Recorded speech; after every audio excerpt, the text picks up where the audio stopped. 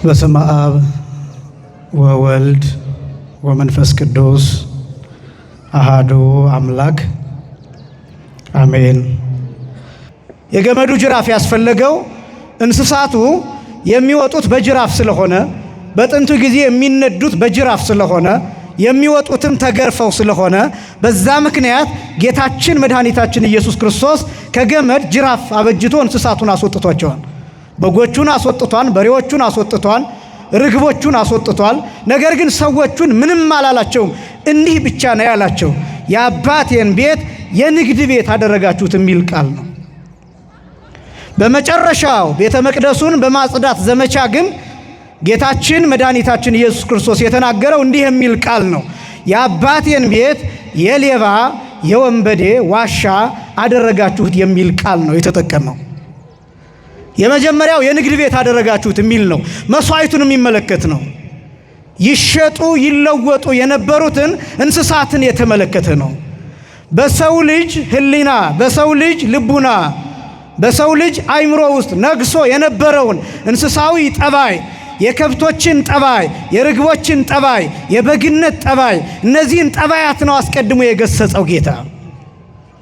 አስቀድሞ በወንጌል የሚነገረን በውስጣችን ያለው ጠባይ እንዲወጣ ነው። ሚመናን የማስመሰል ጠባይ፣ የፈሪሳዊነት ጠባይ፣ የግብዝነት ጠባይ፣ የውሸት ጠባይ፣ የቂም ጠባይ፣ የበቀል ጠባይ፣ እነዚህ ናቸው አስቀድሞ የሚገሰጹት። ይሄ ገመድ ጅራፍ ተብሎ የሚጠራው ወንጌልን የሚገልጥ ነው። የእግዚአብሔርን ቃል የሚገልጥ ነው። የቤተ ክርስቲያንን ስርዓት የሚገልጥ ነው። የካህናትን ስልጣን የሚገልጥ ነው። የቤተ ክርስቲያንን ስልጣን የሚገልጥ ነው። ትእዛዝን የሚገልጥ ነው። በገመድ ጅራፍ እነዚህን እንስሳት ማስወጣት ማለት በካህናት ስልጣን፣ በቤተ ክርስቲያን ትምህርት፣ በቤተ ክርስቲያን ስልጣን፣ በወንጌል፣ በእግዚአብሔር ቃል በእኛ ውስጥ ያለውን እንስሳዊ ጠባይ መገሰጽ ነው። የጾሙ ዓላማ እሱ ነው። ለምሳሌ የእንስሳትን ተዋጽኦ የማንበላበት ምክንያት በጾም ስጋ የማንበላበት ምክንያት፣ ወተት የማንጠጣበት ምክንያት፣ እንቁላል የማንበላበት ምክንያት፣ አጠቃላይ ከእንስሳት የተገኙ ነገሮችን በሙሉ የማንመገብበት ዋና ምክንያት እንስሳዊ ጠባይ ከኛ እንዲወጣ መስራት ነው። ልምምዱ እሱ ነው። የእንስሳት ጠባይ ምንድን ነው? ዝሙት። የእንስሳት ጠባይ ምንድን ነው? ፍትወት። የእንስሳት ጠባይ ምንድን ነው? ደመነፍስ። የእንስሳት ጠባይ ምንድን ነው? አብዝቶ መተኛት። የእንስሳት ጠባይ ምንድን ነው? አለማሰብ። የእንስሳት ጠባይ ምንድን ነው? አለማስተዋል። እነዚህን ጠባዮች ከውስጣችን አውጥተን እንድንጥል ነው ዓላማው። ምክንያቱም ሰው ሲፈጠር ጠባዩ ሁለት ነው። አንደኛው እንስሳዊ ጠባይ ነው፣ ሁለተኛ መልአካዊ ጠባይ ነው። እንስሳዊ ጠባይ ተብሎ የሚጠራው መብላት፣ መጠጣት፣ መተኛት፣ መነሳት፣ መራባት፣ እነዚህ ነገሮች እንስሳዊ ጠባዮች ናቸው። እነዚህ በሰው ልጅ ላይ በስተው ሲታዩ ሰው ከእግዚአብሔር ይለያል። እነዚህን ከሰው ውስጥ ለመቀነስና ወደ መልአካዊ ጠባይ ከፍ ለማድረግ እንስሳዊ ጠባያችን ከውስጣችን እንዲቀዘቅዝ ይደረጋል። የጾም ዓላማ እሱ ነው። የመራብ ዓላማ እሱ ነው። የጸሎት ዓላማ፣ የስግደት ዓላማ፣ የምስጋና ዓላማ፣ ማህሌት የመቆም ሰዓታት የመቆም ቃለ እግዚአብሔርን አብዝቶ የመናገር ጉባኤ የመስራት ዓላማ እነዚህን የማድረግ ነው። ጌታ የገሰጸው እነዚህን ነው። ነገር ግን እነዚህ ነገሮች ተገስጸው ከውስጣችን የማይወጡ ከሆነ መጨረሻ ላይ እኛ እንወገዳለን። ጌታ ያደረገው ይህንን ነው። በ30 ዓመቱ ገና አገልግሎት እንደጀመረ ወደ ትልቁ መቅደስ፣ ወደ ኢየሩሳሌም መቅደስ፣ ወደ ትልቁ ምኩራብ ለመጀመሪያ ጊዜ አገልግሎት እንደጀመረ ከቃና ዘገሊላ በኋላ ያደረገው ለመስዋዕት የቀረቡትን ከብቶች እነሱን ማስወገድ ነው። የመጀመሪያው 3 ዓመት ጠበቃቸው። በ30 ዓመቱ አጸዳ፣ ምልክት አድርጎ ሰጣቸው። የንግድ ቤት አታድርጉት አላቸው። አትሽጡ በዚህ ቦታ አላቸው። አትለውጡ በዚህ ቦታ አላቸው። አትዋሹ በዚህ ቦታ አላቸው። ማስጠንቀቂያ ሰጣቸው። 3 ዓመት ሙሉ ግን አልሰሙትም። በ3ኛው ዓመት ግን እነሱን እየገፈተረ አስወጣቸው። ሰዎቹን ተገፍትሮ መውጣት አለ። አልሰማ ካልን፣ አልታዘዝ ካልን ተገፍትሮ መውጣት አለ። በሞት ተገፍትሮ መውጣት፣ በበሽታ ተገፍትሮ መውጣት፣ በጦርነት ተገፍትሮ መውጣት፣ በረሃብ ተገፍትሮ መውጣት፣ በልዩ ልዩ መቅሰፍት ተገፍትሮ መውጣት አለ። አልሰማ ካልን ሚመናን ስርዓት ማንጠብቅ ከሆነ፣ ትእዛዝ ማንጠብቅ ከሆነ፣ እንደ ሕጉ ማንሄድ ከሆነ፣ ማንሰማ ከሆነ፣ እምቢ ምንል ከሆነ ተገፍትሮ መውጣት አለ ከመቅደሱ። ደግሞም ተገፍትረን የወጣንባቸውን ጊዜ አይተናል። ወደ መቅደሱ እንዳንገባ መቅደሱ የተዘጋንበትን ዘመን አይተናል። እንዳንቆርብ የሆንበትን ዘመን በጥቂቱም ቢሆን አይተናል። ማህሌት እንዳንገባ የሆንበትን ጊዜ አይተናል። ሰላምታ እንዳንሰጣት፣ አብረን እንዳንበላ፣ አብረን እንዳንጠጣ የሆንበትን ጊዜ አይተናል። አብረን እንዳንሰና በርቀት ወንበር እየተደረደረ በሜትር እየተለካ የተቀመጥንባቸውን ጊዜያት አይተናል። በማስካፋችንን ሸፍነን ትንፋሻችን የሌላ በሽታ መንስኤ እንዳይሆን የተጨነቅንባቸውን ጊዜ አይተናል። ተገፍትረን በጥቂቱም ቢሆን ምልክት የተሰጠንበትን ጊዜ አይተናል። ይመናል መቅደሱን እንደሚገባ ካላከበር ነው፣ ወንጌልን እንደሚገባ ካላከበር ነው፣ የቤተ ክርስቲያኒቱን ሥርዓትና ሕግ፣ ደንብ፣ መመሪያ እንደሚገባ ካላከበር ነው፣ ካልገባን የጌታን ፍቅር ካልተከተልን ታግሶን መጨረሻ ላይ ተገፍትረን የምንወጣባቸው መዓቶች ይመጡብናል። እግዚአብሔር ከዚህ ሁላችንን የሚሰውረን። ይሄ ነው የምኩራብ ምስጢር። ይሄ ነው ጌታችን መድኃኒታችን ኢየሱስ ክርስቶስ በመጀመሪያው ማጽዳት የሰዎቹን ጠባይ ገሰጸ። ባካችሁ የንግድ ቤት አታድርጉት፣ ይሄን ቤት አለ። የጥቅም ቤት አታድርጉት፣ የዝምድና ቤት አታድርጉት፣ የወገን ቤት አታድርጉት፣ የሌላ ልዩ ልዩ ነገር ማድረጊያ ስጋዊ ነገር ዓለማዊ ነገር ማሰቢያ አታድርጉት ብሎ ገሰጸ። ሰዎቹም ቢ ሲሉ ግን ራሳቸውን አስወጣቸው እየገፈተረ። ይሄን ምስጢር የሚያሳይ ነው። እነዚህ ሰዎች ለመሆኑ ምንድናቸው የሚለውን ላሳይና ወደ ሁለተኛው ልምጣ። በእምነት ላይ ምን እንጨምር ነው። በእምነት ላይ ምን እንጨምር? ሁለተኛ ጴጥሮስ ምዕራፍ 1 ከቁጥር 5 ጀምሮ እነዚህ ሰዎች እምነት የነበራቸው ግን ምግባር ያልነበራቸው ናቸው። ልብ በሉ። ከምኩራቡ የተባረሩት ሰዎች ሃይማኖት የነበራቸው፣ እምነት የነበራቸው፣ መቅደሱ ቅዱስ እንደሆነ የሚያምኑ ግን እንደ መቅደሱ ቅድስና ግን የማይኖሩ ናቸው። እግዚአብሔር እንዳለ የሚያምኑ ግን ደግሞ እግዚአብሔር እንደሚፈልገው ያልተጓዙ ናቸው። እግዚአብሔር ያንን መቅደስ እንደሰጣቸው የሚያምኑ ግን በዚያ ልክ የሚያይሄዱ፣ በዚያ ትእዛዝ የማይሄዱ፣ ያን ስርዓት የማይጠብቁ ናቸው። ሁላችንም እናምናለን፣ ሁላችንም ሃይማኖት አለን። በጣም ትልቁ ችግር ግን ሃይማኖት አለን፣ እምነት አለን፣ በሃይማኖታችንና በእምነታችን ላይ ምግባር አንጨምርም። በነገራችን ላይ ይሄ የቅዱስ ጴጥሮስ መልእክት የተጻፈበት ዋና ምክንያት አንዱ ምክንያት ይሄ ነው። እምነት ብቻ ያድናን ብለው የሚያምኑ ሰዎች ነበሩ በዚያ ዘመን። ቅዱስ ጴጥሮስ ሁለተኛውን መልእክት የጻፈበት ምክንያት ይሄ ነው። ምግባር አያስፈልግም። አንድ ሰው በ40 ቀን በ80 ቀን ከተጠመቀ በኋላ የልጅነትም ጥምቀት ካገኘ በኋላ የፈለገውን አይነት ኃጢአት ቢሰራ ችግር የለውም፣ በኢየሱስ ክርስቶስ ይጸድቃል፣ እንዲያው በጸጋው ይጸድቃል እያሉ ይቀልዱ ለነበሩ ሰዎች ነው ይሄ መልእክት የተጻፈው። በጣም ብዙ ሰዎች አሉ፣ ሃይማኖት እያላቸው እምነት እያላቸው ምግባር ላይ የሚቀልዱ ሰዎች አሉ። በሃይማኖት ላይ ምግባር ያስፈልጋል፣ በእምነት ላይ ምግባር ያስፈልጋል። ጌታችን መድኃኒታችን ኢየሱስ ክርስቶስ በማቴዎስ ወንጌል ምዕራፍ 6 ላይ ምግባርን አስተምሯል። ስንጾም እንዴት መጾም እንዳለብን፣ ስንጸልይ እንዴት መጸለይ እንዳለብን፣ ስንመጸውት እንዴት መመጽወት እንዳለብን፣ ክርስቲያናውያን የሚባሉት ዋና ዋና ምግባራት ተብለው የሚጠሩትን እነዚህን አስተምሮናል ጌታ። ምግባር ያስፈልጋል ከእምነት በተጨማሪ። እምነት ብቻውን የሞተ ነው። ምግባር የሚባል ነፍስ ያስፈልገዋል። ክርስቲያናዊ ስራ ያስፈልገዋል። ክርስቲያናዊ ተግባር ያስፈልገዋል። መንፈሳዊነት ያስፈልጋል።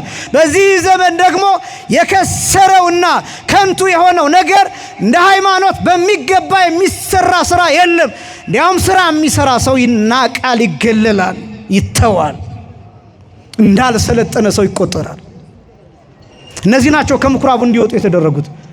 የሌባ የወንበዴ ዋሻ ያደረጋችሁት ማለት ሰውነታችሁ መቅደሱን፣ ማንነታችሁ መቅደሱን፣ ክርስትና መቅደስን፣ ይሄን የሌብነት ዋሻ፣ የወንበዴነት ዋሻ፣ የግብዝነት ዋሻ፣ የዝሙት ዋሻ፣ የስርቆት ዋሻ፣ የበቀል ዋሻ ያደረጋችሁት ማለት ነው። የከበረውን ሰውነት በሜሮን በስጋው ደግሞ የከበረውን ሰውነት በ40 ቀን በ80 ቀን የከበረውን ሰውነት ክርስቶስ የሞተለትን ሰውነት፣ የተገረፈለትን ሰውነት፣ ደም የፈሰሰለትን ሰውነት፣ ቤተ ክርስቲያን በልዩ ልዩ ክቡር ነገር ያከበረችውን ሰውነት፣ ካህናት የሚደክሙለትን ሰውነት፣ ቤተ ክርስቲያን ዕለት ዕለት የምትደክምለትን ሰውነት፣ 24 ሰዓት የሚጸለይለት ሰውነት፣ የሚለመንለት ሰውነት፣ ስጋ የተቆረሰለት ካሳ የተከፈለለት ሰውነት፣ ቅዱሳን በሰማይ የሚማልዱለት ሰውነት፣ መላእክት የሚጠብቁት ሰውነት፣ ሰማዕታት የሚማልዱለት ሰውነት፣ ያንን ሰውነት ዋሻ አደረግነው። የሌብነት ዋሻ፣ የወንጀል ዋሻ፣ የጦርነት ዋሻ አደረግነው። ሚሳኤል እየሰራን ሕፃናት የሚሞቱበትን ጥይት እየሰራን ሰዎች የሚያልቁበትን እየሰራን ዓለምን እያሸበርን እያስጨነቅን ወደ ኋላ ተመልሰን ዕዳ እያሰላን ወደ ኋላ ተመልሰን ቂምና በቀል እያወራረድን ሀገር ዓለምን አሳልፈን እኛ የራሳችንን ኖረን ሌሎቹ ሕፃናቱ እንዳይኖሩት እያደረግን አዲሱን ትውልድ እየገደልን የሌብነት ዋሻ፣ የወንብድና ዋሻ አደረግነው ሰውነታችንን፣ ህብረታችንን፣ ጉባኤያችንን፣ አንድነታችንን። ዓለም እሱን ነው እየሰራ ያለው። እኔ አሁን እንደዚህ እያልኩ ስናገር አሁን የመጣችሁትን እዚህ የምትሰሙትን አይደለም ይመናል። ከናንተ በተጨማሪ በዚህ በልዩ ልዩ ሚዲያ የሚሰሙ ወንድሞች አሉ። ቤተ ክርስቲያኗን ጭራሽ የማያውቋት በሩቅ ሆነው የሚማሩ በሩቅ ሆነው የሚኖሩ ወንጌል የሚሰሩ እነዚህ ሰዎች አሉ። ምናልባትም እነዚህ እንዲሰሙትና ምን ማለት እንደሆነ እንዲረዱት ነው። በጣም ብዙ ሰዎች ሰውነታቸውን የልዩ ልዩ ነገር ዋሻ አድርገው ከመቅደሱ ርቀው የሚኖሩ በጣም ብዙዎች ናቸው። እየተቹ የሚኖሩ፣ እየከሰሱ የሚኖሩ ቤተክርስቲያኒቷን እያሟት በቤተክርስቲያኒቷ ላይ እያንጎራጎሩ የሚኖሩ በጣም ብዙዎች ናቸው። ለነዚህም ጭምር እንዲደርስ ነው። እናንተማ መጣችኋል፣ በእናንተ እኮ እንኮራለን፣ በእናንተ እኮ ደስ ይለናል፣ እናንተማ ቤተክርስቲያንን ትሰማላችሁ፣ መልካም እኮ ነው። ነገር ግን በእናንተ በኩል ሌሎችን እናስተምራለን። ይህ ማለት ነው ጌታ ጉባኤውን ሲያስተምር አንድ ሕፃን በመካከላቸው አቁሞ እንደዚህ ሕፃን ካልሆናችሁ ወደ መንግሥተ ሰማያት ከቶ አትገቡም ብሎ ሕፃኑን ምሳሌ አድርጎ እንዳስተማረ እኛም እናንተን ምሳሌ አድርገን ስለምናስተምር እንጂ ምንወቅሰው እናንተን አይደለም፣ ምንገስጸው እናንተን አይደለም። ምናስተምረው በእናንተ በኩል ሌሎችንም ነው። ይሄ ብቻ ሳይሆን እናንተ ሌሎችም እንድትነግሩ ጭምር ነው። እንዲህ አይነት ሰዎች አሉ ሰውነታቸውን ዋሻ ያደረጉት። ኢየሱስ ዋሻ፣ የማጨስ ዋሻ፣ የመቃም ዋሻ ያደረጉት ከቤተ ክርስቲያን የሸሹ አሉ። እግዚአብሔር እነሱን ወደ መቅደሱ እንዲያመጣልን የእሱ ቅዱስ ፈቃድ ይሆንልን። የሌብነትና የወንበዴነት ዋሻ ያደረጋችሁ ብሎ የሚናገረው ይሄን ነው። በእምነት ላይ ምንም ሳይጨመር ሲቀር እንደሱ ነው የሚሆነው። መባረር ይመጣን፣ መገፍተር ይመጣን። ስለዚህ እንዳንገፈተር፣ እንዳንባረር በእምነት ላይ ምን እንጨምር የሚሉ ጥቂት ነጥቦችን እነሱን ከመጽሐፍ ቅዱስ ብቻ አሳያለሁ። ሁለተኛ ጴጥሮስ ምዕራፍ 1 ከቁጥር 5 ጀምሮ ሁለተኛ ጴጥሮስ ምዕራፍ 1 ከቁጥር 5 ጀምሮ እንዲህ ይላል ቅዱስ ጴጥሮስ፣ ስለዚህ ምክንያት ትጋትን ሁሉ እያሳያችሁ በእምነታችሁ ላይ ይህንን ጨምሩ ይላል። እደግመዋለሁ። ስለዚህም ምክንያት ትጋትን ሁሉ እያሳያችሁ በእምነታችሁ ላይ ይህንን ጨምሩ ይላል። አሁን በእምነታችሁ ላይ የሚለው ቅዱስ ጴጥሮስ እምነት መሰረት ስለሆነ ነው። ቅዱስ ዮሐንስ አፈወርቅ ይህንን ሲተረጉም እንዲህ ይላል፣ አሚንሰ መሰረት ኢቲ ወካልአኒሃ ህንፃ ወንድቅ እሙንቱ ይላል። እምነት ወይም ሃይማኖት መሰረት ናት ይልና ሌሎቹ እንደ ጣራና እንደ ግድግዳ ናቸው ይላል። መሰረት አለን፣ ግልጽ ነው። እምነት አለን፣ ግልጽ ነው። ሃይማኖት አለን፣ ግልጽ ነው። በእምነት ላይ እኛ ኢትዮጵያውያን ችግር የለብንም። እምነት አለን። በእምነታችን ላይ ግን መጨመር ያለብን አንደኛ በጎነትን ይላል ቅዱስ ጴጥሮስ። በኋላ ጠይቃለሁ። በጎነትን ይላል በእምነት ላይ መጨመር የሚገባው። ይሄ ብቻውን ሰፊ ሐሳብ ነው። በጎነት የሚባለው ጥሩ አይነት አመለካከት፣ መልካም አመለካከት፣ ጥሩ አስተሳሰብ፣ በጎ አስተሳሰብ፣ ጥሩ ስራ፣ በጎ ስራ እነዚህን የሚያሳይ ነው። በጎነት ዓለም ላይ የጠፋው ማለት ነው። ርኅራኄ ተብሎ ይተረጎማል። ርኅራኄ ተብሎ ይተረጎማል። ምሕረት ተብሎ ይተረጎማል። ይቅርታ ተብሎ ይተረጎማል። ትዕግስት ተብሎ ይተረጎማል። ታማኝነት ተብሎ ይተረጎማል። እነዚህ ሁሉ በጎነቶች ናቸው። በጣም ብዙ በጎ ነገሮች አሉ። ዓለም ላይ ማናስተውላቸው በጎ ነገሮች አሉ። አንዳንድ ጊዜ ብዙ ሰው የቅዳሴን በጎነት ሳያይ፣ የማህሌትን በጎነት ሳያይ፣ የወንጌልን በጎነት ሳያይ በጣም የራሱን ሕይወት ብሶቱን ብቻ እያየ ስለሚሄድ ተጎጂ ይሆናል። ይጨነቃል፣ ድብርት ውስጥ ይገባል፣ ፍርሃት ውስጥ ይገባል። በጎ ነገሮችን ስለማያይ። ለምሳሌ ይሄ ያለንበት ሁኔታ በጎ ነገር ነው። ወንጌል በጎ ነገር ነው። በዚህ ሰዓት እግዚአብሔር ለኛ እየሰራ ያለው ነገር አለ። እኛ ቃሉን ስንሰማ እግዚአብሔር በእኛ ሕይወት አንዳች መልካም ነገር፣ በጎ ነገር ያደርጋል። እዚህ ማምሸታችን በጎ ነው። መማራችን በጎ ነው። ማስቀደሳችን በጎ ነው። መጾማችን በጎ ነው። ጸሎታችን በጎ ነው። ማህሌቱ በጎ ነው። ሰዓታቱ በጎ ነው። እነዚህ ነገሮች ሁሉ በጎ ናቸው፣ ግን አናስተውላቸው። እነዚህን በጎነቶች ማየት ይገባል። ይሄ ብቻም ደግሞ አይደለም፣ በራሳችን በጎ መሆን። ሌላው ቀርቶ እኛ ላይ የሚታሰቡ ክፉ የሚመስሉ ነገሮችን እንኳን ነገር ሁሉ ለበጎ ነው ብሎ መቀበል መቻል፣ በበጎ ማሰብ። ህሊናችሁን ታድኑታላችሁ፣ ልባችሁን ትጠብቁታላችሁ፣ ነፍሳችሁን ትጠብቁበታላችሁ። እያንዳንዱን ነገር ቶሎ ብሎ በአሉታ ከማሰብ አሁን እኮ ገሌ እንዲህ አስቦ ነው፣ አሁን እኮ እንዲህ የሚለው ይህንን ለማለት ፈልጎ ነው እያል በክፉ ነገር ሰውነታችንን ከምናደቀው ለኔ እኮ ጥሩ አስቦ ነው ብሎ በጎ ማሰብ። ለምሳሌ ጌታችን መድኃኒታችን ኢየሱስ ክርስቶስ ገርፈን ሰቅለ ነው በመስቀል ላይ ሁልጊዜ የምንገልጠው የተናገረው ቃል አለ። ሁልጊዜ እየጮኸ የሚኖር ቃል፣ የሚያደርጉትን አያውቁምና ምን በላቸው ይቅር በላቸው ብሎ የተናገረው የመጨረሻው በጎ ቃል። ገርፈን ሰቅለ ነው፣ ቸንክረን ሰቅለ ነው፣ መስቀል ላይ እንዲጨነቅ አድርገ ነው፣ ያ ሁሉ ደም እንዲፈስ አድርገን በችንካር ከመስቀል ጋር አጣብቀ ነው፣ መሬት ለመሬት ጎትተ ነው፣ በድንጋይ ደብድበ ነው፣ በቡጢ መተ ነው፣ ጥርሱ እስኪወልቅ በጥፊ መተ ነው፣ ራዩ ላይ ተፍተንበት ፊቱን ሸፍነን ትንቢት ተናገርልን ብለን ተሳልቀንበት፣ እሱ ግን የሚያደርጉትን አያውቁምና ምን በላቸው ይቅር በላቸው። እናንተ ምንድነው የምትሉት? ሕፃናት ሲያጠፉ ሕፃን እኮ ስለሆነ ነው የምትሉት። ምን እያሰባችሁ እንደሆነ ታውቃላችሁ? ለሕፃኑ በጎ ሽፋን እየሰጣችሁ ነው። ሕፃኑ ያጠፋውን ጥፋት በበጎነት እየሸፈናችሁት ነው። ክርስቶስ መስቀል ላይ ሆኖ የሚያደርጉትን አያውቁምና ይቅር በላቸው ብሎ ሲናገር ከክፉ ይልቅ በጎነትን እያስተማረ ነው። እንዴት ገርፈኸው የሚያደርገውን አያውቁምና ይቅር በለው እንዴት ይባላል? ገለኸው እንዴት እንደዛ ይባላል? በዚያ ልክ አሰቃይተ ነው እንዴት እንደዚህ ይባላል? በጎነት ማለት ይሄ ነው። የመጀመሪያው በእምነት ላይ በጎነትን መጨመር ይገባል። በጎ መሆንን ማስቀመጥ ይገባል። በእምነት ላይ የሚጨመረው ቅዱስ ጴጥሮስ የተናገረው አንደኛ። ሁለተኛ በበጎነት ላይ ዕውቀትን ጨምሩ ይላል። በእምነት ላይ የመጀመሪያ በጎነትን፣ ከበጎነት ቀጥሎ ደግሞ በእምነት ላይ ዕውቀትን መጨመር ይላል።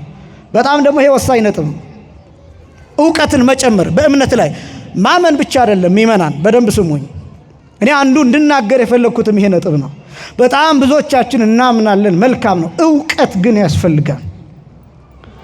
ዕውቀት ማለት ዲግሪ አይደለም፣ ፒኤችዲ አይደለም፣ ማስተርስ አይደለም። ዕውቀት ማለት 81 ቅዱሳት መጽሐፍትን ከጫፍ እስከ ጫፍ መዝለቅ አይደለም። ወይም መጽሐፍ ቅዱስን ከኦሪት ዘፍጥረት እስከ ራእየ ዮሐንስ ማንበብ ብቻ አይደለም። መልካም ነው፣ እሱን ማድረግ መልካም ነው። መረዳት ነው ዕውቀት ማለት። ዕውቀት ማለት መረዳት ነው። መምህራንን ትምህርታቸውን መረዳት፣ የቤተ ክርስቲያኒቷን መልእክት መረዳት፣ የቤተ ክርስቲያኒቷን ሃይማኖት መረዳት፣ የቤተ ክርስቲያኒቷን ቀኖና መረዳት፣ መስማት። የዚህ ጉባኤ ዋና ዓላማ ይሄ ነው። ዝግጅት አይደለም፣ ሴሪሞኒ አይደለም። አሁን ይሄን ጉባኤ መስራት ማለት እንዲህ በስታችሁ ከዛ እንድትበተኑ አይደለም። እዚህ አረንጓዴ የሆነ ነገር ሰርተን እሱን እያያችሁ እንድታደንቁም አይደለም። የኛን ካባ አለባበስ እያደነቃችሁ፣ የኛን የቃላት አጠቃቀም፣ የኛን ንግግር እያደነቃችሁ እንድትሄዱም አይደለም። የዘማሪውን ድምፅ እየሰማችሁ አቤት ዘማሪ እያላችሁ እንድትሄዱም አይደለም። ዓላማችን እሱ አይደለም። የቤተ ክርስቲያኒቱ ዓላማ አይደለም ይሄ አይደለም። ይመናል። የቤተ ክርስቲያኒቱ ዓላማ፣ የቤተ ክርስቲያኒቱ ዋና ግብ እናንተ እንድታውቁ እንድትረዱ ነው። ማንም በየመንገዱ እንዳይነጥቃችሁ ነው። ማንም እንዳይዘግናችሁ ነው። እንደ ሸምበቆ ነፋስ እንደሚያወዛውዘው ሸምበቆ እንዳትወዛውዙ ነው። አሸዋ ላይ እንደተተከለ ቤት፣ እንደተሰራ ቤት ምንም ሲመጣ እንድትፈርሱ አይደለም። አለት ላይ የቆማችሁ ልባሞች፣ ብልሆች፣ የጸና ቤት እንድትሆኑ ዕውቀት ያስፈልጋል። ዘመኑ የዕውቀት ዘመን ነው። ዘመኑ ዲጂታል ነው። ዘመኑ ቨርቹዋል ነው። ዘመኑ የቴክኖሎጂ ዘመን ነው። ዘመኑ የማወቅና የመረዳት ዘመን ነው። ዘመኑ የዱላ አይደለም። ዘመኑ የቦክስ አይደለም። ዘመኑ የቡጢ አይደለም። ዘመኑ የክርክር ብቻ አይደለም። ዘመኑ መልስ የመስጠት ጉዳይ ነው። ስለ ሃይማኖታችሁ፣ ስለ ስርዓታችሁ ጠበቃ የምትሆኑበት ጊዜ ነው። ስለ ቤተክርስቲያናችሁ ጠበቃ የምትሆኑበት ጊዜ ነው። ሰዎቹ በጣም ዲጂታላይዝድ በሆነ መንገድ ቤተክርስቲያኒቷን እንዴት ቡና እያፈሉ እንደሚያሟት ታውቃላችሁ። በጥሩ ማይክ ተቀምጠው ካባችንን ለብሰው የኛን ጥምጣም ጠምጥመው የኛን ንዋያተ ቅድሳት ለብሰው የኛን ከበሮ ወስደው የኛን ጸናጽል ወስደው የኛን መቋሚያ ወስደው እንዴት ቤተክርስቲያኒቷን እንደሚቆራርሷት፣ እንዴት ቤተክርስቲያኒቷን እንደሚፎትቷት እያያችሁ ነው። እነዚህ ሰዎች ቤተክርስቲያኒቷ ላይ እንዴት ጥላቻ እየፈጠሩ እንደሆነ እያያችሁ ነው። ይሄን መመከት የሚቻለው፣ ይህንን ማክሰር የሚቻለው፣ ይህንን ከንቱ ማድረግ የሚቻለው በእውቀት ነው፣ በመረዳት ነው። ለነሱ መልስ እየሰጠን አንኖርም።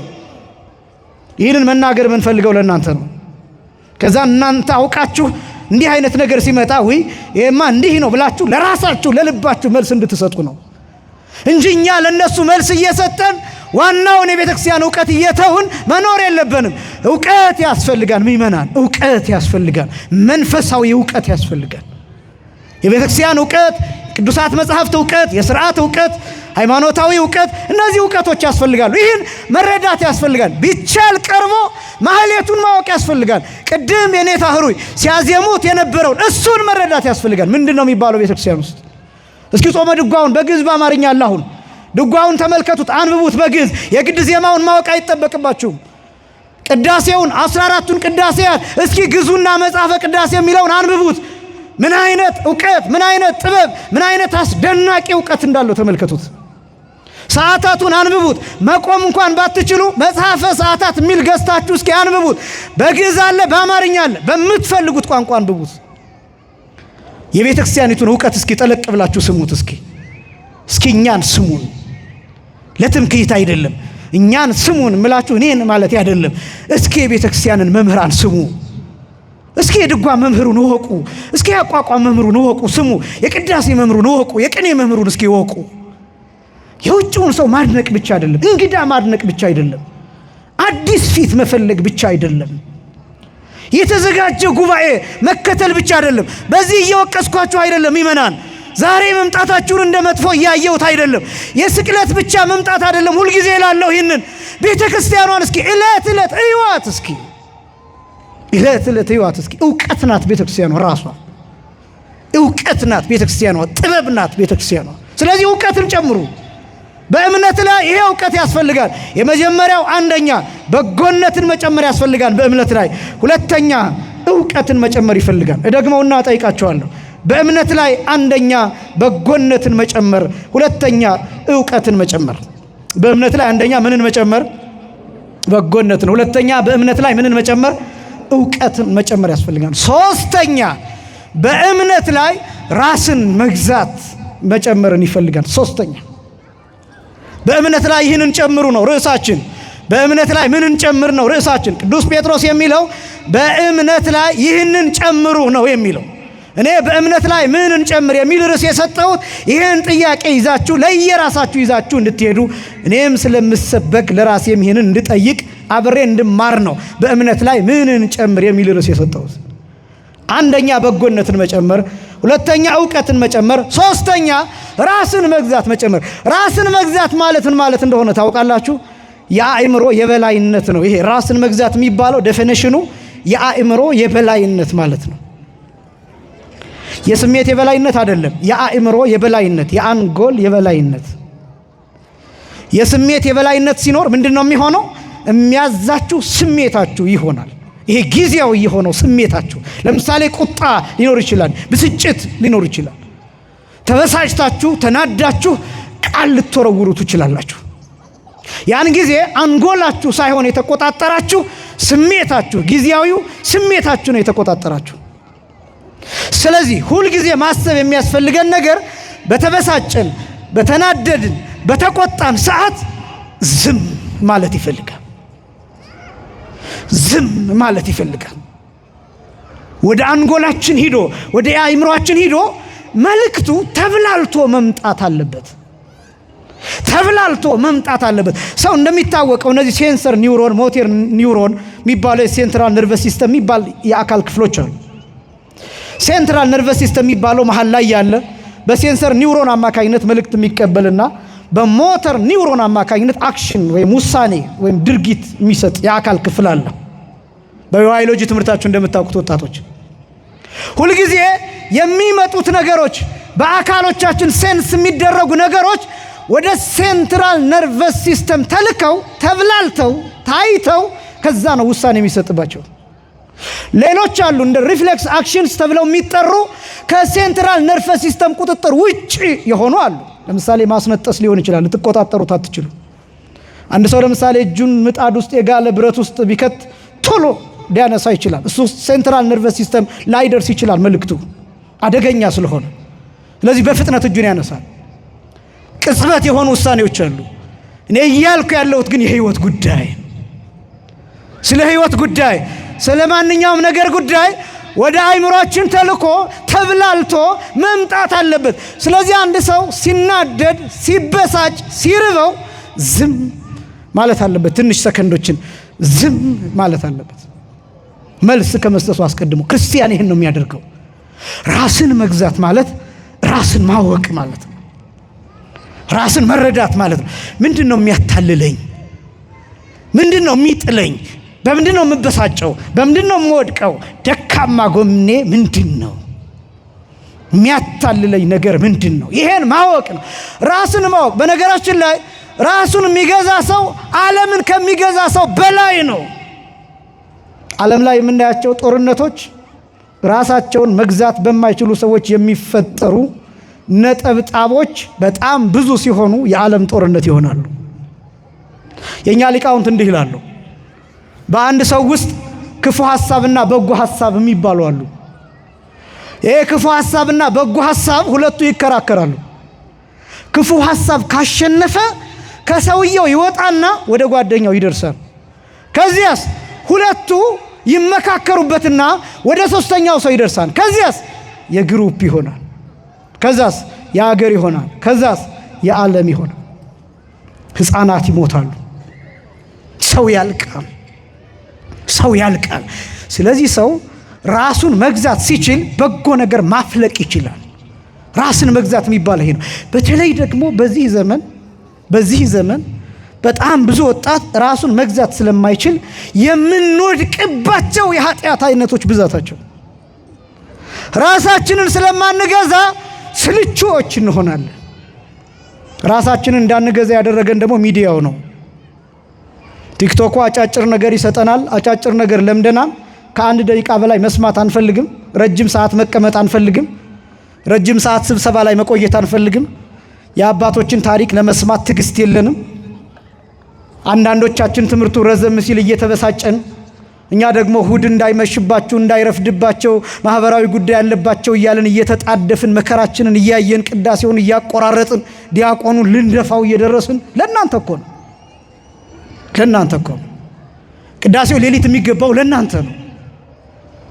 እነሱ ትምህርት እንዳያመልጣቸው ወንጌል እንዳያመልጣቸው እየተባለ ለእናንተ ተጨንቀን 3 ሰዓት እንድናሰናብታችሁ ብለን መዝሙር የሚቆሙትን መሪጌቶች ቶሎ ቶሎ በሉ ጽፉት በቃ ተብሎ ተቋርጦ ቃለ እግዚአብሔሩ ለእናንተ እኮ ነው። ውስጥ ለእናንተ ብለን የምናሳጥራቸው የምንተዋቸው ብዙ ነገሮች አሉ። ሐሳባችንን ዝግጅታችንን ሳልገንጥ የምንቋጨው ወንጌል ብዙ ነው። ለእናንተ ነው። ምክንያቱም ወጣቱ ይቸኩላል። የሚቸኩለው ወዴት ነው? ቲክቶክ ለማየት ይቸኩላል። ኳስ ጨዋታ አለበት ይቸኩላል። አሁን ጉባኤ ስናዘጋጅ ራሱ በዚያ ቀን የኳስ ፕሮግራም ይኖር ይሆን ማለት ሁሉ ጀምረናል። ምክንያቱም ብዙ ወጣት ማታ ላይ የጉባኤ ሰዓት ላይ አርሴናልና ማንቸስተርን እየደገፈ ሪ እያለ የሚያመሽበት ነው። እኔ እሱን አሁን ኃጢአት ነው ጽድቅ ነው ለማለት አይደለም። እሱ በራሱ ኃጢአት አይደለም ኳስ ማየት፣ በእርግጥ ጽድቅም አይደለም። አንዳንድ ነገሮች አሉ ኃጢአትም ጽድቅም ያልሆኑ።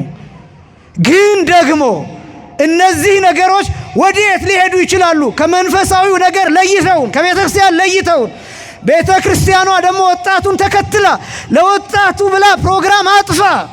ተመልከቱ። ከዛ ደግሞ መጨረሻችን ምን ሊሆን ይችላል? መጨረሻችን ምን ሊሆን ይችላል? ይሄ ሁሉም የሆነው ራሱን በማይገዛ ስልቹ በሆነ ወጣት። አሁን አይታችሁ ከሆነ የ13 የ14 ዓመት ልጆች ራሳቸውን እያጠፉ ነው። ለምንድን ነው ተብለው ሲጠየቁ እማዬ አትወደኝም አባዬ አይወደኝም የሚል ምክንያት ያቀርባሉ። ጓደኞቿ አይወዱኝም። እኔ አንዴ በቅርብ የሰማሁት ወፍራም የሆነች ልጅ በሰውነቷ ጓደኞቿ አንቺ ወፍራም ምናምን እያሉ ይቀልዱባታል፣ በዛ ምክንያት ራሷን አጠፋች የሚል ሰምቻለሁ። ህይወት ይሰለቻቸዋል። ለምን ቶሎ ይሰበራሉ የዚህ ዘመን ልጆች? ለምን ቶሎ ይበሳጫሉ የዚህ ዘመን ልጆች? ለምን ህይወት ገና ሳይኖሩት ለምን ይሰለቻሉ? ትምህርት ይሰለቻቸዋል። ትምህርት ቤት መሄድ ይሰለቻቸዋል፣ ይጠላሉ፣ አይፈልጉም። ለምን እንደዚህ የሚሆን ይመስላችኋል? ሚዲያው አጫጭር ነገር አስለምዶ ሰብሯቸዋል፣ አጉብጧቸዋል። ረጃጅም ነገር እንዳይወዱ አድርጓቸዋል። ትዕግስትን ቀምቷቸዋል። ትዕግስትን ቀምቷቸዋል። ኮምፒውተራችን፣ ስልካችን ማንነታችንን ቀምቶናል። ብቻችንን አይደለም ስልካችንን የምንጠቀመው። እንደዚህ ካሰባችሁ ተሳስታችኋል። ኮምፒውተሮቻችንን የምንጠቀማቸው ብቻችንን አይደሉም። ቢዝነስ የሚሰሩበት ሰዎች ስክሪናችንን ይጠቀሙበታል። በራስህ ስክሪን፣ በራስህ ስልክ ማስታወቂያ ይሰሩበታል፣ ማስታወቂያ ያሳልፉበታል። ደስ የሚል የሚመስል ነገር እያሳዩ እነሱ ገንዘብ ይሰሩበታል፣ ቢዝነስ ይሰሩበታል። ይሄ ነው ያለው እውነት። ይሄን መረዳት ይፈልጋል። በዚህ ምክንያት ራሳችንን እንዳንገዛ ሆነናል። ይሄኛውን መንፈሳዊ ዓለም ተጸይፈን ስጋዊ ዓለም እንድንከተል ሆነናል፣ ራሳችንን ባለመግዛታችን ምክንያት። አራተኛው ይሄ ነው። የመጀመሪያው በእምነት ላይ የምንጨምረው በጎነትን፣ ሁለተኛ ዕውቀትን፣ ሶስተኛ ራስን መግዛት፣ ሶስተኛ አራተኛ መጽናት። ይህንን ጨምሩ ነው የሚለው ቅዱስ ጴጥሮስ። በእምነት ላይ ምንን ጨምር ነው ርዕሳችን። አማኞች ነን፣ ግልጽ ነው። በአማኝነታችን ላይ ግን ምን ያስፈልገናል ነው። ይሄን ነው እየተናገርኩ ያለሁት የኔን አይደለም። ቅዱስ ጴጥሮስ ሁለተኛ ጴጥሮስ ምዕራፍ 1 ከቁጥር 5 ጀምሮ የዘረዘራቸውን ቃል በቃል ነው እየነገርኳቸው ያለሁት። በእምነት ላይ አንደኛ በጎነት ያስፈልጋል ነው የሚለው። በእምነት ላይ ሁለተኛ ዕውቀት ያስፈልጋል ነው የሚለው። በእምነት ላይ ሶስተኛ ራስን መግዛት ያስፈልጋል ነው የሚለው። በእምነት ላይ አራተኛ መጽናት ይፈልጋል። መታገስ፣ በተተከሉበት ቦታ መቆየት ይፈልጋል። በጾም መጽናት፣ በጸሎት መጽናት፣ በመቁረብ መጽናት፣ በንስሐ መጽናት፣ በሃይማኖት መጽናት፣ በአቋም መጽናት። በቃ አሁን የዚህን ዘመን ሰው ስትመለከቱ አቋሙ ይለዋወጣል። 10 ምናምን ጊዜ ሊለዋወጥ ይችላል። በቀን ውስጥ 10 ምናምን ጊዜ ሊቀያየር ይችላል። መጽናት የሚባል ነገር የጀመርነውን መጽሐፍ አንጨርስም፣ እንተኛበታለን። የጀመርነውን ትምህርት አንጨርስም፣ አቋርጠን እንሄዳለን። የጀመርነውን ትምህርት አንጨርስም፣ እናቋርጣለን። የጀመርነውን መልካምነት አንጨርስም፣ እናቋርጣለን። ከዛስ መጨረሻው ምን ይሆናል? ህይወት ራሱ ይሰለችናል። ከዛስ ራስን ወደ ማጥፋት ይመጣል። እስኪ ያስቧቸው የጸኑትን በሀገራችን ጸንተው እኮ ነው የድጓ መምህራን የሆኑት። የቤተክርስቲያን መምህራን እኮ ጸንቶ ከልጅነቱ እየተገረፈ ረሃብ እየገረፈው፣ መምህሩ እየገረፈው፣ ብርድ እየገረፈው፣ ሙቀት እየገረፈው፣ እየኮሰመነ እየደቀቀ ጸንቶ እኮ ነው የድጓ መምህር የሚኮነው። ጸንቶ እኮ ነው ያቋቋም መምህር የሚኮነው። ተጸንቶ እኮ ነው የቅኔ መምህር የሚኮነው፣ የቅዳሴ መምህር የሚኮነው፣ የትርጓሜ መምህር የሚኮነው። በቀልድ እኮ አይደለም እኮ፣ ሱፍ ተለብሶ አይደለም፣ ከረባት ተደርጎ አይደለም። እየተቸገረ እየተራበ የተበላሸ ምግብ፣ የተበላሸ እንጀራ፣ የሸተተ ወጥ እየበላ እኮ ነው እዚህ የሚደርሰው። ቤተክርስቲያን የጽናት ምልክት ናት። 24 ሰዓት እኮ እያመሰገኑ እኮ ነው አባቶቻችን እኮ የሚያገለግሉን። ይህን እንኳን የማንመለከት እኮ ነን እኮ። አዎ በእርግጥ ካህናቱ ጋር ስንሆን ለካህናቱ የምንነግራቸው አለ፣ ለካህናቱ የምናቀርበው ሐሳብ አለ። ለእናንተ ደግሞ እውነቱን ስንነግራችሁ ካህናቱ በእሳት እየተቃጠሉ ነው የሚያገለግሉት። ካህን እየተቃጠለ ነው የሚቀድሰው፣ እየተቃጠለ ነው ማህሌት የሚቆመው፣ እየተቃጠለ ነው መወድስ የሚያደርሰው፣ እየተቃጠልን ነው የምንሰብከው። ብሶታችንን አይደለም የምንነግራችሁ፣ ወንጌል ነው የምንነግራችሁ። የግል ህይወት ብሶት ሳይኖርብን ቀርቶ አይደለም። የግል ህይወት ብሶት እንዳይገባ ተጠንቅቀን ወንጌሉን ለእናንተ እንናገራለን። እየተቃጠልን እናነባለን። ትውልድ መጽሐፍ መግለጥ በሰለቸበት ዘመን እኛ ግን ግዴታ ቅዱሳት መጽሐፍትን አንብበን ተጨንቀን ምን እናቀርብላቸው ብለን እንዳይሰለቹ ብለን ተጨንቀን ለእናንተ እናቀርባለን። ቤተክርስቲያን የጽናት ምሳሌ ናት። አባቶቻችን የጽናት ምሳሌዎች ናቸው። ብዙ ሰው ግን መጽናት አይፈልግም። ቀላል ነገሮችን ነው የሚፈልገው። ሾርት ከት ነው የሚፈልገው። አጫጭር ነገር ነው የሚፈልገው። በዚህ ምክንያት ነው ትውልዱ ቤተክርስቲያኗ መታደስ አለባት የሚለው የሃይማኖት ጉዳይ እንዳይመስላችሁ። ይሄ የቤተክርስቲያኒቱ አገልግሎት ይከብደዋል። ብዙዎቹ የወጡት መጽናት ያቃታቸው በዚህ ምክንያት ነው።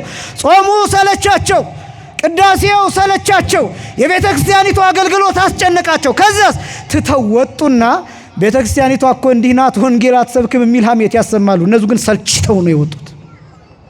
ሰልችተው መጽናት አቅቷቸው። ስለዚህ በእምነት ላይ መጽናትን መጨመር ይፈልጋል። አምስተኛ እግዚአብሔርን መምሰል ይፈልጋል። በእምነት ላይ እግዚአብሔርን መምሰል።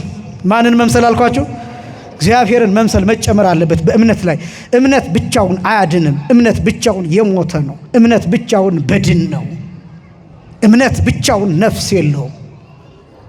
ምን ያስፈልገዋል? እምነት ምግባራት ያስፈልጉታል። አንደኛ በእምነት ላይ በጎነት መጨመር አለበት። ሁለተኛ በእምነት ላይ ዕውቀት መጨመር አለበት። ሶስተኛ በእምነት ላይ ራስን መግዛት መጨመር አለበት። አራተኛ በእምነት ላይ መጽናት መጨመር አለበት። አምስተኛ በእምነት ላይ እግዚአብሔርን መምሰል መጨመር አለበት። ይሄ በነገረ መለኮት ቋንቋ፣ በቴዎሎጂ ቋንቋ ቴዎሲስ ተብሎ ይጠራል። ሱታፌ አምላክና ማለት ነው። አምላክነትን መሳተፍ፣ ቅድስና፣ ዴፊኬሽን ተብሎ የሚጠራው ነው። ይሄ ነው እግዚአብሔርን ወደ መምሰል ማደግ። ጾም እሱ ነው። ጾም ምንድን ነው ትሉኝ እንደሆነ እግዚአብሔርን የመምሰል ሂደት ነው፣ ልምምድ ነው። በጣም ትልቁ ችግር አሁን ይህን ጾሙን እግዚአብሔርን ለመምሰል ጥረት እናደርጋለን። ፋሲካ ሲመጣ እግዚአብሔርን የመሰልንበትን መልክ እንደገና በጭፈራ ቤት እንቀብረዋለን፣ በመጠጥና ሰጥመዋለን። በጣም ብዙዎቻችን ሁለት ቀሚስ አለን። ሁለት ቀሚስ ጌታ ለሐዋርያት ያዘዛቸው ትዝ ይላችኋል። ሁለት ቀሚስ አይኑራችሁ ብሎ ተናግሯቸዋል። ስንት ቀሚስ? ሁለት ቀሚስ አይኑራችሁ። ሁለት ቀሚስ የተባለው ምን እንደሆነ ታውቃላችሁ? ሁለት አይነት ማንነት ነው። ሁለት አይነት ማንነት። አሁን የኛ ማንነት የጾም ማንነት ነው። የፋሲካውን ማንነት ሳጥን ውስጥ አስቀምጠነዋል። ልክ ፋሲካ ሲመጣ 55 ቀን ጾመን ስንጨርስ ያቺኛዋን ቀሚስ እናወጣታለን። እቺ የጭፈራዋን፣ የመጠጧን ቀሚስ፣ የዝሙቱን ቀሚስ፣ ያን ቀሚስ አውጥተን እንለብሳለን። አንቆርብን ብዙዎቻችን። ገና ካሁኑ የዶሮ ዋጋ ያሳስበናል። ገና ካሁኑ የእንቁላል ዋጋ ያሳስበናል። ገና ካሁኑ የፍሪዳ ዋጋ ያሳስበናል። ገና ካሁኑ ስጋ ስንት ይሸጥ ይሆን? ገና የቅርጫ ዋጋ ያሳስበናል። ማንም ሰው በጣም ጥቂት ሰዎች ካልሆኑ በስተቀር በጣም ብዙ ሰው ግን በዚህ በአብይ ጾም መቼ ልቁረብ ብሎ ፕሮግራም አይይዝም። አሁን ገና ትንሣኤ ሲመጣ ምን ጠየቀው ጥያቄ አለ። ስንት ሰዓት እንረድ የሚል ጥያቄ። የቀዳም ስዑር 12 ሰዓት ቢታረድ ችግር አለው የለው የሚል ጥያቄ ይመጣል። እንቁረብ የሚል ጥያቄ አይመጣም። መቼ እንቁረብ? መቼ ስጋውን ደግሞ እንቀበል? ፋሲካን እኮ በሽሮ መቀበል ይቻላል እኮ። ፋሲካን እኮ አስቀድሶ ስጋውን ደሙን ተቀብሎ ከዚያ እኮ ቆሎ በልቶ ብቻ መዋል እኮ ይቻላል እኮ። ኃጢአት እኮ አይደለም ስጋ ለመብላት በፋሲካ። ጽድቅም እኮ አይደለም በፋሲካ ስጋ መብላት። ምን ጨነቀ አሁን ብዙዎቻችን ለዚያ ነው። እግዚአብሔርን የመሰልንበትን ሕይወት ያኔ እንቀብረዋለን። እሺ መብላት መጠጣት በራሱ ደግሞ ኃጢአት ስለሆነ በመጠን ይሁን። ከዛስ ችግሩ ሳምንቱን ሙሉ 50ውን ቀን ሙሉ ለዝሙት የተፈቀደ እስኪመስል ድረስ በዚህ ሰዓት ሆቴሎች እየታደሱ ነው። ብዙዎቹ ተዘግተው እየታደሱ ነው። ይታወቃል። ጾማችንን ስንጨርስ እኛ እዛ ሂደን ቁጭ እንደምንል ይታወቃል። መሳለቂያዎች ነን። እንደው በአግባብ እንኳን ማድረግ ቢቻል፣ በስርዓት እንኳን ማድረግ ቢቻል አንዳንዱ ሰው ለመሳደብ ራሱ ቆይ ጾም ነው ብዬ ነው እንጂ አሳይሃለሁ። ከዛስ ፋሲካ ሲመጣ የተጠራቀመውን ስድብ ያወርድበታል። ለዛ ቀጠሮ የሰጠ ሰው፣ ቀጠሮ ያስቀመጠ ሰው ብዙ ነው። ምእመናን እግዚአብሔር ጅል ነው ወይ? ሎቱ ስብሐት። እግዚአብሔር ጅል ነው ወይ? ይታለላል ወይ? ስንት ዓመታት ጾምን፣ ስንት ዘመናት ጾምን። ለምንድን ነው ለውጥ ማየት ያልቻልነው? ለምን ይመስላችኋል?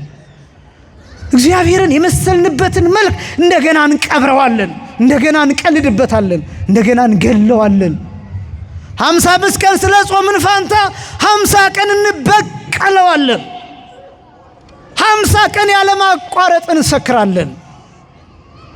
ታዲያ እግዚአብሔር ይህንን ያውቃል። እግዚአብሔር ይህንን ስለሚያውቅ ይሄኛው ጾማችን ከንቱ እንደሆነ ያውቃል። ስለዚህ ዝም ይለናል። ስለ ሀገር እንጮኻለን፣ ዝም እግዚአብሔር። ስለ ሕፃናቱ እባክህ ዝም፣ ማልቀስ ዝም፣ እንባ ማፍሰስ ዝም። ለምን? የፋሲካ ምን እንደምናደርግ ያውቀዋል እግዚአብሔር። ማታለል ይቻላል እግዚአብሔርን፣ መሸወድ ይቻላል እግዚአብሔርን።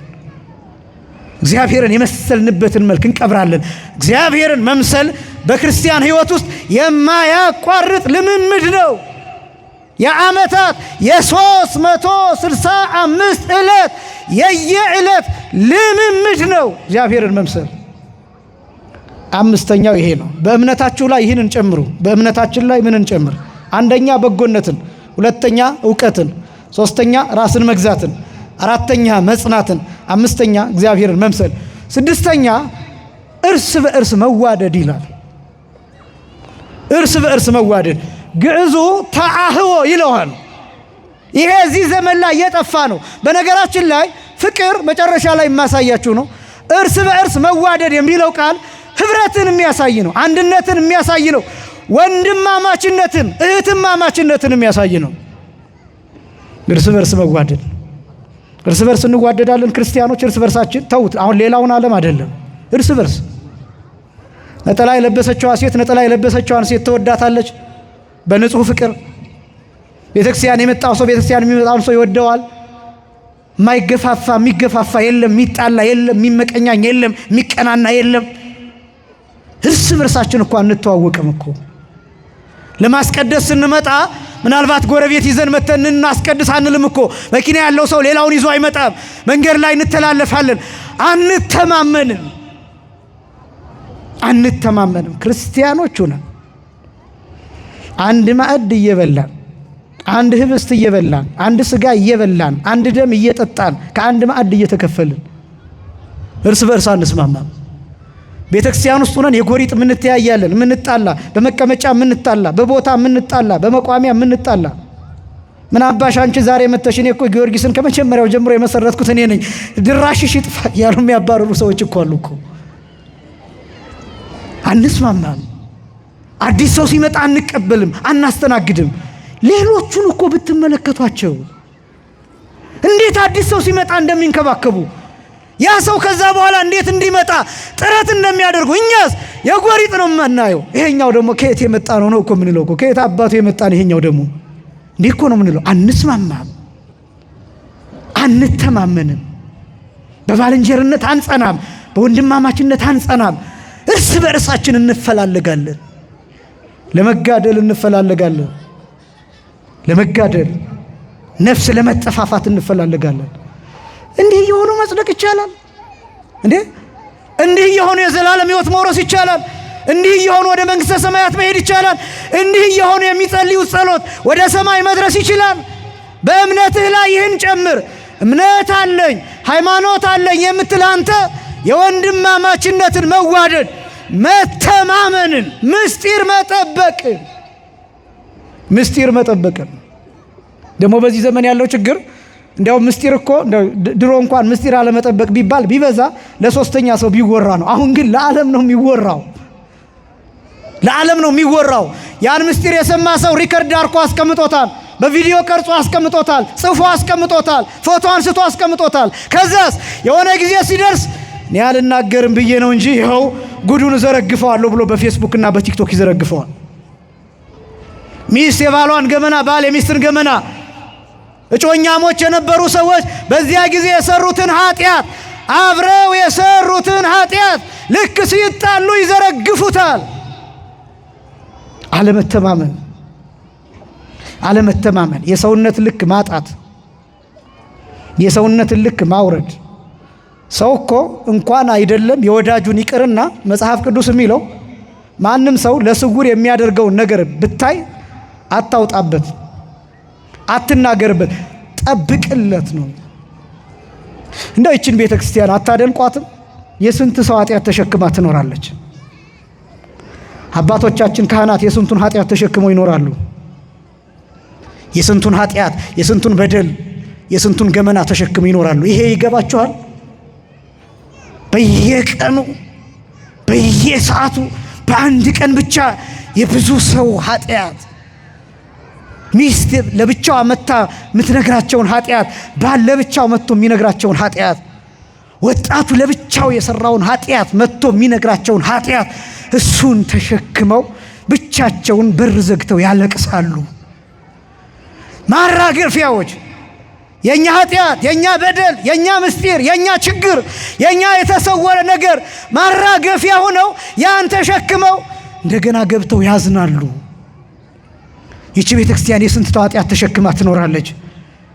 ተመልከቷት። ቤተክርስቲያኒቱ ወንድማማችነትን፣ ምስጢር መጠበቅን፣ እርስ በርስ መስማማትን እንዴት እንደምትሰብክ በእምነት ላይ ይህንን ጨምሩ። ስድስተኛ ሰባተኛና የመጨረሻው ፍቅርን ጨምሩ ይላል። መስማማት እርስ በርስ ነው። ይሄ ለህብረቱ የተነገረ ነው። ለክርስቲያኖች ብቻ የተነገረ ነው። ፍቅር ግን የሚባለው ሁሉን መውደድ ነው። አስተካክሎ መውደድ፣ አማኙን፣ ሃይማኖት ያለውን የሌለውን፣ ኃጢአተኛውንም ጻድቁንም ሁሉንም አስተካክሎ መውደድ። በእምነታችሁ ላይ ይህንን ጨምሩ። እንዲህ ይላል ይቀጥልና፣ ስለዚህ ወንድሞች ሆይ ይላል፣ እነዚህ ነገሮች ለእናንተ ሆነው ቢበዙ በጌታችን በኢየሱስ ክርስቶስ እውቀት ስራ ፈቶችና ፍሬ ቢሶች እንዳትሆኑ ያደርጓችኋል ይላል።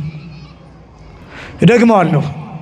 እነዚህ ነገሮች ለእናንተ ሆነው ቢበዙ፣ እነዚህ ሰባቱ ነገሮች በእምነት ላይ የሚጨመሩት እነዚህ ሰባቱ ነገሮች፣ አንደኛ በጎነት፣ ሁለተኛ እውቀት፣ ሶስተኛ ራስን መግዛት፣ አራተኛ መጽናት፣ አምስተኛ እግዚአብሔርን መምሰል፣ ስድስተኛ መዋደድ ወይም እርስ በርስ መስማማት፣ ሰባተኛ ፍቅር። እነዚህ ሰባቱ ነገሮች ለእናንተ ሆነው ቢበዙ በጌታችን በኢየሱስ ክርስቶስ እውቀት ይላል። ልብ በሉ፣ እያጠቃልልኩኝ ነው። በጌታችን በኢየሱስ ክርስቶስ እውቀት ይላል። ግዕዙ ወእሙንቱ ያበጽሕክሙ ሀበ አእምሮተ እግዚእነ ኢየሱስ ክርስቶስ ይላል። እነዚህ ኢየሱስ ክርስቶስን ወደ ማወቅ ያደርሷችኋል ይላል። ከፍ ያደርጓችኋል ይላል። እነዚህ ከዚያስ ስራ ፈቶች እንዳትሆኑ፣ ፍሬ ቢሶች እንዳትሆኑ ያደርጓችኋል ይላል። እነዚህ ሲኖሯችሁ ፍሬ ቢሶች አትሆኑም። እነዚህ ሲኖሩን ፍሬ ቢሶች አንሆንም። እነዚህ ሲኖሩን ስራ ፈቶች አንሆኑም። በዚህ ዘመን ስራ ፈት ብዙ ነው። ስራ ፈት የሆኑት በጣም ብዙዎቹ እነዚህ ስለሌላቸው ነው። ፍሬ ቢሶችም የሆኑትም እነዚህ ስለሌሏቸው ነው። ይቀጥልና እነዚህ ነገሮች የሌሉት እውር ነው ይላል። እኔ አይደለሁም ያልኩት፣ ስድብ እንዳይመስላችሁ። ሁለተኛ ጴጥሮስ ምዕራፍ 1 ቁጥር 9 ላይ እነዚህ ነገሮች የሌሉት እውር ነው ይላል። ከዚያ ቀጥሎ እንዲህ ይላል፣ በቅርብም ያለውን ብቻ ያያል ይላል። የሚያየው የቅርቡን ብቻ ነው። የሚሄደውስ በጨለማ ነው፣ በድግዝግዝ እንደሚሄድ ነው። እነዚህ በእምነት ላይ የሚጨመሩ ነገሮች የሌሉት ሰው ፍሬ የለውም፣ ስራ ፈት ነው፣ እግዚአብሔርን ወይም ክርስቶስን አያውቅም፣ እውር ነው። የሚያየው በቅርብ ነው። ዘላለማዊ ሕይወት አይታየው፣ ዘላለማዊ ማንነት አይታየው፣ ክብር አይታየው፣ ንስሐ አይታየው፣ ስጋው ደግሞ አይታየው፣ ክርስቶስ አይታየው፣ መንፈሳዊነት አይታየው፣ ቤተክርስቲያን አትታየው፣ ወንጌል አይታየው። እና የተከበራችሁ ክርስቲያኖች በተለይ ደግሞ አሁን ባለንበት ጾም መለማመድ የሚገባን እነዚህ ሰባቱ ነገሮች በእኛ ውስጥ እንዲኖሩ በእምነታችን ላይ እንዲጨመሩ ማድረግ አለብን። ያለዚያ ግን ባዶዎች እንሆናለን። የጉባኤውም ዓላማ፣ የጾሙም ዓላማ፣ የቅዳሴውም ዓላማ፣ አጠቃላይ ዕለት ዕለት የሚነገረው የወንጌል ትምህርት ዓላማ እነዚህ ሰባቱ ነገሮች በውስጣችን እንዲኖሩ ነው። አምላካችን እግዚአብሔር በእምነታችን ላይ እነዚህን ጨምረን ፍሬ ቢስ ሳይሆን ስራ ፈት ሳይሆን ፍሬ ያለው በጎ ስራ ያለው ክርስቲያን ሆነን እንድንኖር አምላካችን እግዚአብሔር ይርዳን። የቅዱስ ጴጥሮስ በረከት አማላጅነት ከሁላችን ጋር ይሁን። ያስተማረን የመከረን የአባቶቻችን አምላክ እግዚአብሔር ክብር ምስጋና ለስሙ ይሁን። ወስብሐት ለእግዚአብሔር።